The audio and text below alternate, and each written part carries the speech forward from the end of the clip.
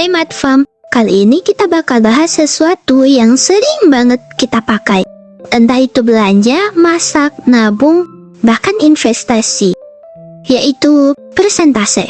Betul, banyak orang yang merasa persentase itu ribet. Padahal sebenarnya ada trik-trik sederhana yang bisa bikin kita menghitung lebih cepat. Iya Ima, kalau tahu caranya, bahkan hitungan persentase yang kelihatannya sulit bisa jadi gampang banget. Nah, kita susun 10 trik secara berurutan dari dasar sampai ke aplikasi nyata. Pertama, sebelum masuk ke persen, kita harus bisa cek aturan habis dibagi. Misalnya angka habis dibagi 2 kalau digit terakhirnya genap. Habis dibagi 3 kalau jumlah digitnya habis dibagi 3. Dan habis dibagi 5 kalau diakhiri 0 atau 5. Dan seterusnya. Jadi, ini semacam kunci pintu sebelum masuk dunia persentase. Kalau kita tahu angka bisa dibagi berapa, nanti lebih gampang mengubah persen ke pecahan. Misalnya 50%, itu sama dengan setengah. Karena 50 dan 100 sama-sama habis dibagi 50. Tepat sekali. Ini adalah dasar yang sangat membantu nantinya. Oke, lanjut. Kalau sudah tahu angka bisa dibagi, berarti gampang mencari pecahan sederhana. Betul. Misalnya, setengah sama dengan bagi 2, sepertiga sama dengan bagi 3, seperempat sama dengan bagi 4, dan seterusnya. Jadi, kalau ada harga 200.000 dan diskon 25%, berdasarkan trik yang pertama, 25% sama dengan 1/4, maka langsung saja 200.000 dibagi 4 sama dengan 50.000. Iya, jadi nggak perlu ribet mengalihkan desimal 0,25. Sekarang, masuk ke persentase.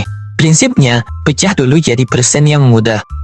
Seperti 1%, 5%, 10%, 25%, dan 50%. Contohnya, kalau mau cari 30% dari 120, gampang banget.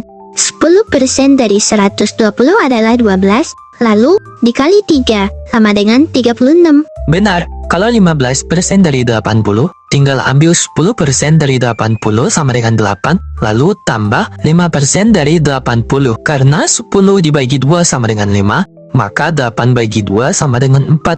Jumlahkan 8 dan 4, hasilnya 12. Nah, sering juga kita butuh 1%, itu tinggal geser koma 2 angka ke kiri. Misalnya, 1% dari 7.500 adalah 75. Jadi, kalau mau 2%, tinggal 2 kali 75 sama dengan 150. Lanjut, kalau mau 0,5% atau 0,25%, cukup ambil setengah dari 1% atau seperempat dari 1%.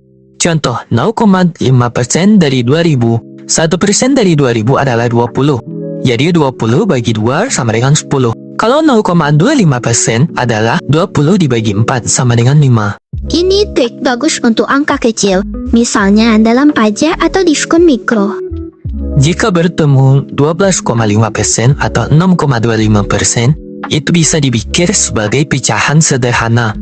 12,5% sama dengan 1/8, jadi tinggal bagi 8. Sedangkan 6,25% sama dengan 1/16, jadi bagi 16. Oke, kalau ada pecahan kayak 1/3, gimana cara cepat menjadikan ke persen?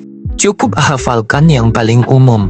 Setengah sama dengan 50%, sepertiga sama dengan 33%, 2/3 sama dengan 67%, seperempat sama dengan 25%, 1/5 sama dengan 20%, 1/8 sama dengan 12,5%.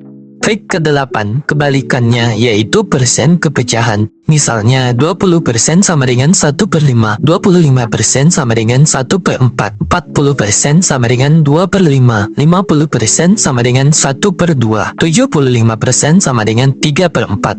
Ini penting supaya kita bisa menafsirkan persentase dengan cara yang lebih praktis. Selanjutnya, menghitung harga setelah pajak dengan perkiraan persen. Misalnya, ada barang seharga 120.000 dengan pajak 5%.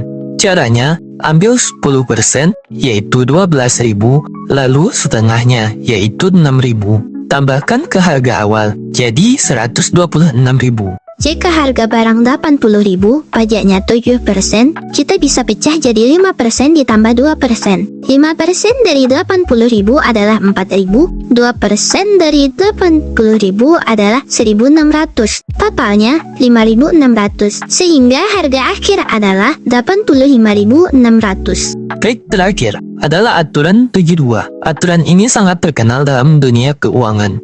Intinya, untuk mengetahui berapa lama uang akan menjadi 2 kali lipat pada bunga majemuk tertentu, cukup bagi 72 dengan tingkat bunga tahunan.